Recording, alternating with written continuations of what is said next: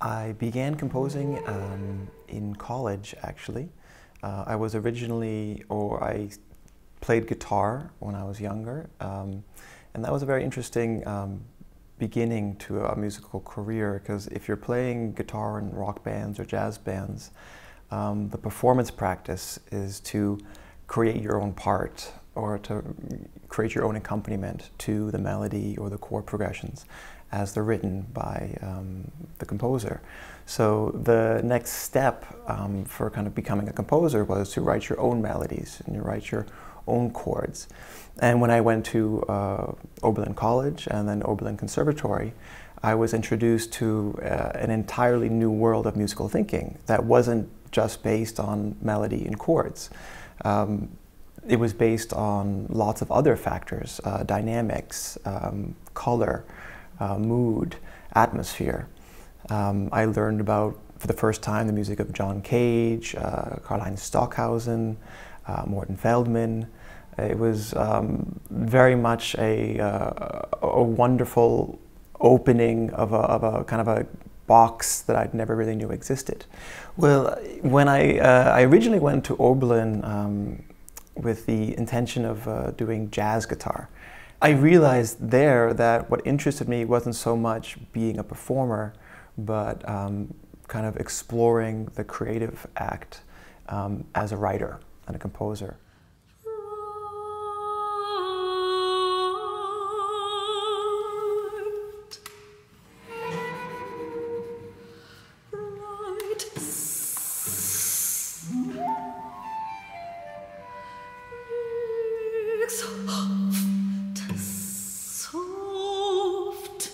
Gunfighter Nation is an ensemble piece that I wrote specifically for Opera Lab Berlin.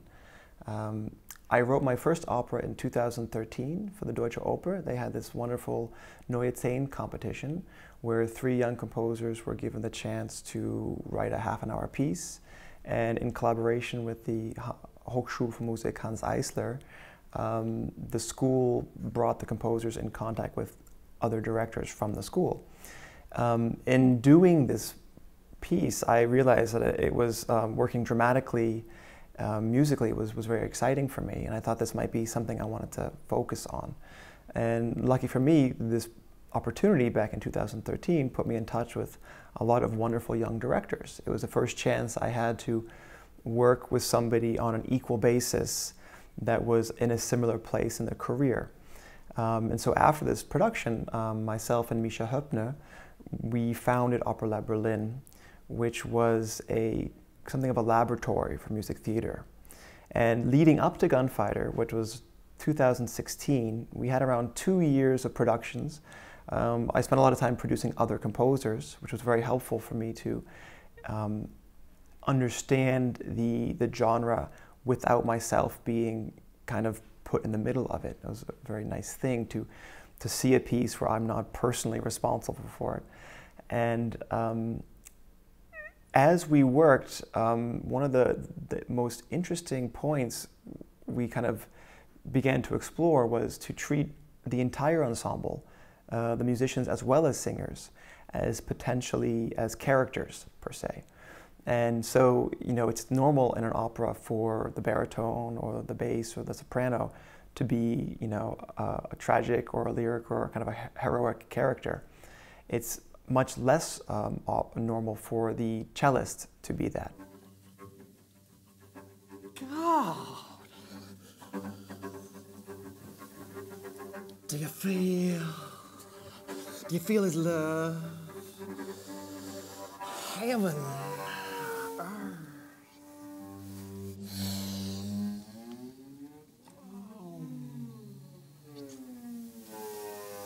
Oh, don't you feel the Lord?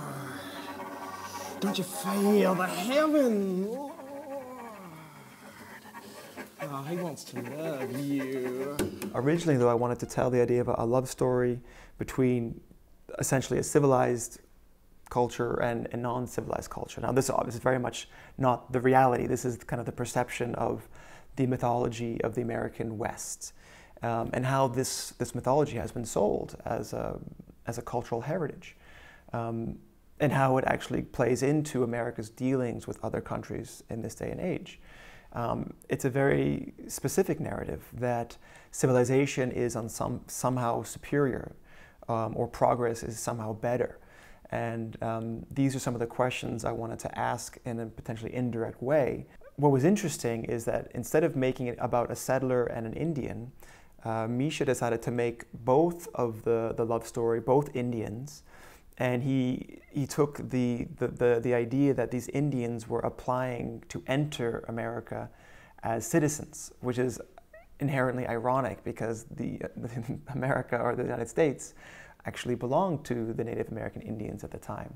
And then to kind of play with this xenophobic fear that is not only in America right now, but also can be seen in Europe with the refugee crisis. You know, to kind of play with this idea of, oh no, this belongs to us, you're on the outside of our wall. Yes! We are the nation of progress! Yes! We are the nation of progress!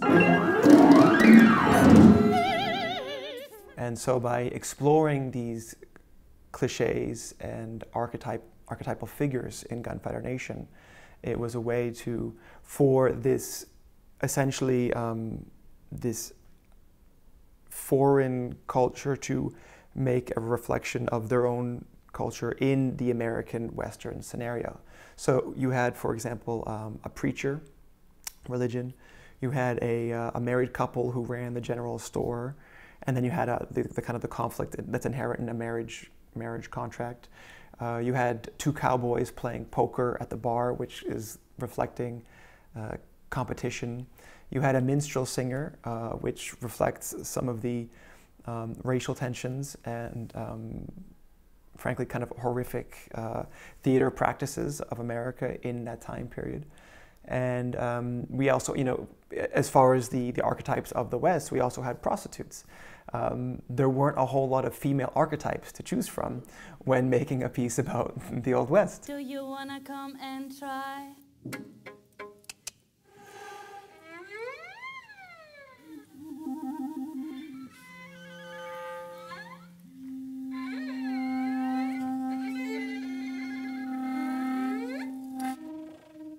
We are ready for it.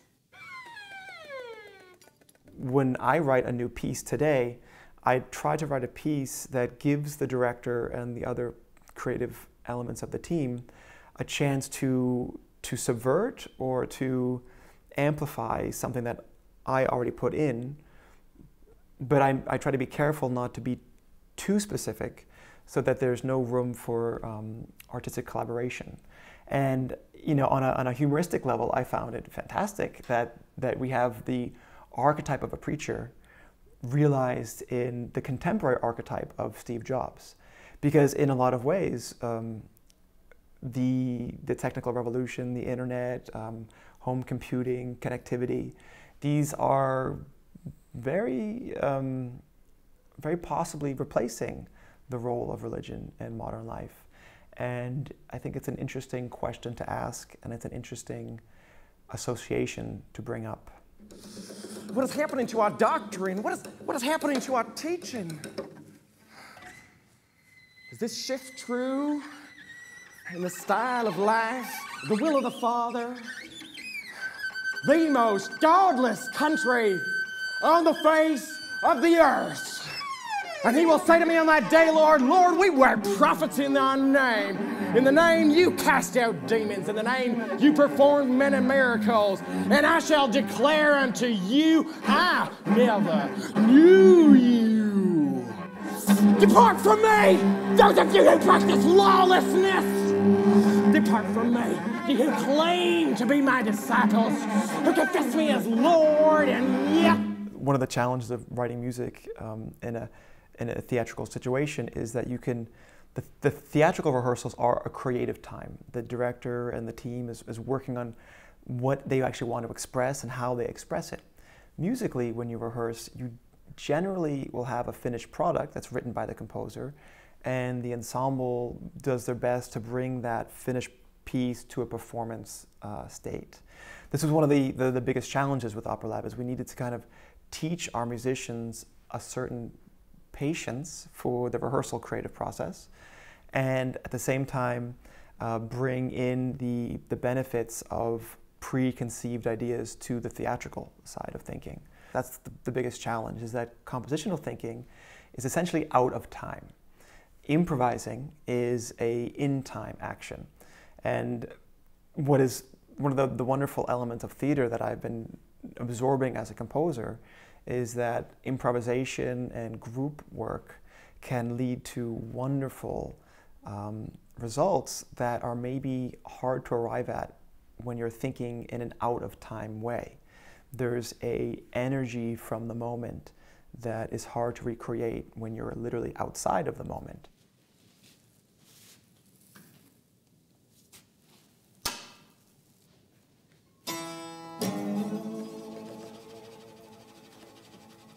There ain't many tears at the Boot Hill burying.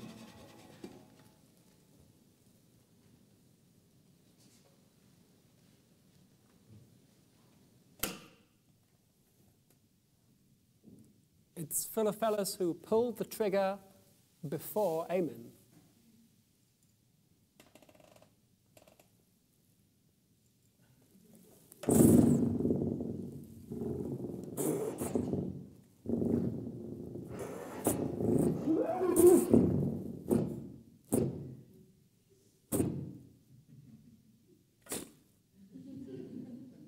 Past 2 or 3 musical theater pieces I've written have used elements of the American dream as a kind of a springboard for thought.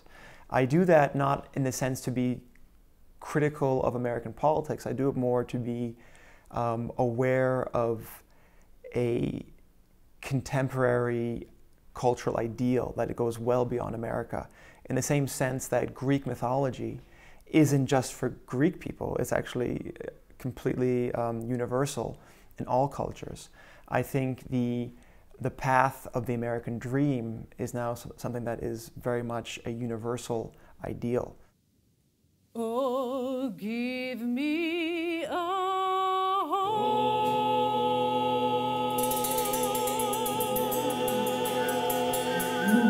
Praise the Lord. Tell me.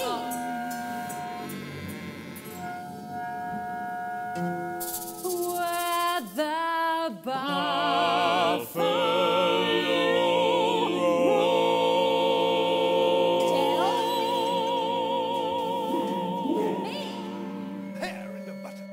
Our premiere was literally 3 days after the election. And so the piece had been written months in advance of that, and it wasn't meant to be in direct response to that. That being said, we did slightly adjust our performance to reflect current affairs that had a real meaning to our project. I don't generally try to be so topical. I do think it's interesting to talk about larger themes of human nature that can span generations, and ideas that can be relevant to people who were born 30 years apart. And one of the ideas in Gunfighter is not that human nature is dark or bad. It's more about the idea that insecurity and fear can bring out the worst demons of our nature. And I think in many ways that was what the piece touched upon, and in specific this election cycle made very evident.